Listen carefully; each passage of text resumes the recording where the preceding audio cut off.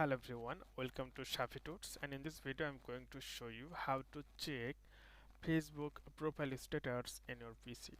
So now I'm going to open Google Chrome. You can open or you can use any browser you want, then search here facebook.com.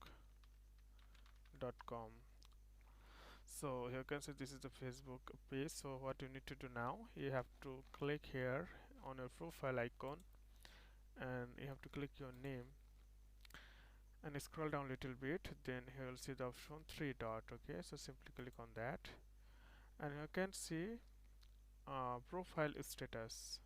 So then you will see that your profile is looks good or restricted, or is there any warning. You will see everything here. So simply click on profile status, and after that you can see how your account is doing. So you can see your account looks good, so things you manage, so it's cool. Your account looks good. Thanks for sticking to the rules and making Facebook a better place.